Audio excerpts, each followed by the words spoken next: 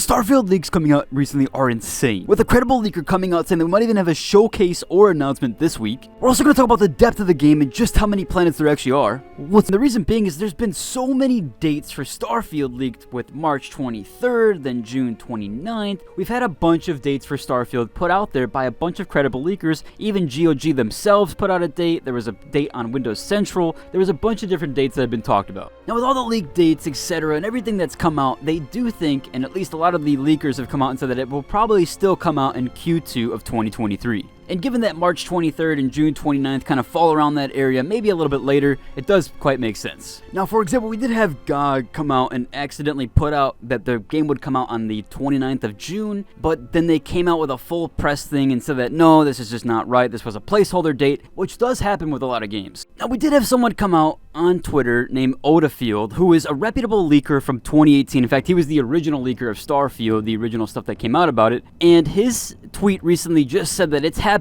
Expect a Starfield update or showcase announcement either today or this week. And that's why I kind of want to get this video out there today, just to inform you guys, hey, something might be happening with Starfield, kind of check out for it, because this guy is pretty credible, especially if he leaked the game all the way back in 2013. This is 5 years ago. I'm sure this guy has something. Now, he did say that it could come out today or sometime this week, and Thursdays are typically known for release days, especially for that stuff, and I don't think that would be a Friday or Saturday thing. Thursday is a lot of game releases and a lot of updates, so we could be seeing something today. Now, there was also another article published recently where they talked about the current state of the game and what's going on, but this is Jevs Corden, and who also released an article back telling you to not believe the leaks of the GOG release date, and he's actually the first person that kind of broke that down there, and he was right about that as it being a placeholder. But they also did talk about how the game is done. Essentially, you can play it from start to finish and visit thousands of planets, which is absolutely insane if they really did accomplish this greater grand scheme of things, kind of like a No Man's Sky in a sense, but a little bit more limited to storyline and kind of more focused and ground on that. Now, they've also talked about things in the past, like the player character not having a player voice and things of that nature, so this game will probably be very reminiscent of a Skyrim, Oblivion, or that thing, or even a Fallout would be more probably in tale of what it is. I really hope they just capture that old Fallout. Fallout 3, Fallout 4 was pretty good. Fallout New Vegas was excellent. Both of those, all those games right there in that category were just really, really good. So I really do hope they focus in on what Fallout captured.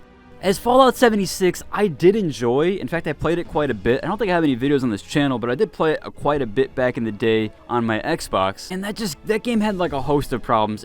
It had so many great concepts, and things were really, really good, especially with it being like sort of like an MMO and kind of being fun in that aspect, a bunch of people in one world. And the farming stuff at the beginning and then killing the queen, I think the queen boss or whatever it was at the end, was a lot of fun. So I really hope they can captivate that in a single player aspect for the Starfield, just like they did with other Fallout games. Seems like Fallout 76 was just too ambitious for them at the time, and hopefully later on that they can come up with something, because honestly, Starfield would probably be the game that actually does fit an MMO in the aspect of it, with being all the thousands of planets and people being able to traverse the universe. It would make more sense for that game to be an MMO, although of course it's a single player game. I just mean that this could be definitely a base for them in a few years to work on something like that.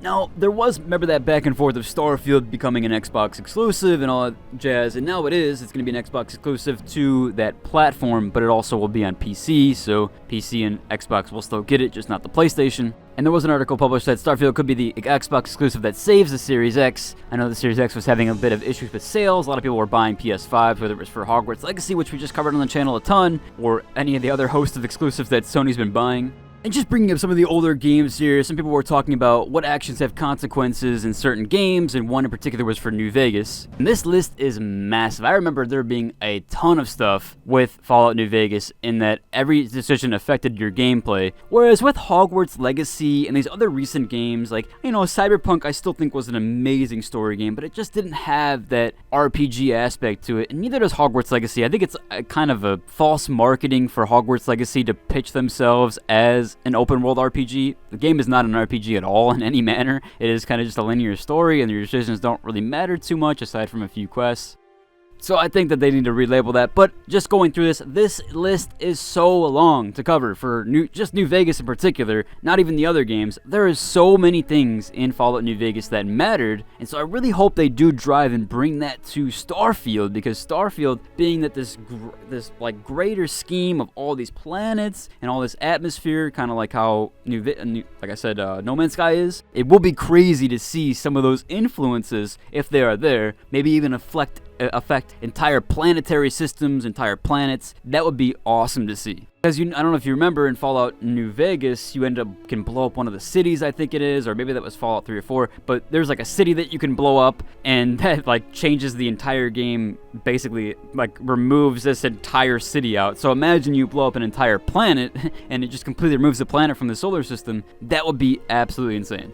Now, looks like we also have another few confirmations, like the planetary hydroponics have been confirmed. So it looks like you're going to be able to maybe make plants on these systems and create all bases and things of that nature. People were also talking about the crafting systems and how those would entail and kind of what they would want and look for a crafting system in Starfield. A lot of people prefer the Fallout 4 looting system or even the Skyrim looting system, just making sure that everything's valuable. You can break it down into different components, and I do think and hope that they will bring that to light with Starfield in particular, and they did with Fallout 76. A lot of the materials in that game you like had to have, you either had to trash or turn into scrap and stuff, so you needed basically everything you got. And so I would assume that it's going to be just fall in line exactly with that mindset. And another good thing to note here is it looks like Starfield is going to come to GeForce. There was a bunch of back and forth with Nvidia and Activision Blizzard, the whole deal potential there. They were kind of against it, I think, overall, the acquisition, but it looks like Xbox has signed a deal with Nvidia to bring all Xbox games to Nvidia's gaming cloud services to GeForce Now, and so it looks like Starfield will actually come to GeForce Now. I know there was a bit of concern there, or at least there should have been recently because of the conflicts that Xbox and Nvidia had with the acquisition, but that is good to note. I think bringing the game to more platforms is going to help everybody, all in all, and I honestly do wish it wasn't a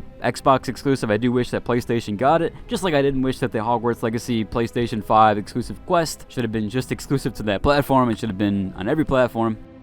But this is a pretty good addition, and this will help a lot of people, I think, especially ones that can't run it on their systems or want to play it on PC at higher graphic fidelity. They can go ahead and use the GeForce Now, maybe if they don't have the components to run that game. And I will end off with that. With the recent PC releases, a lot of the PC gamers, we've been getting some horrible, some terribly optimized PC releases, and it just hasn't been good for the PC gaming community overall, especially with the new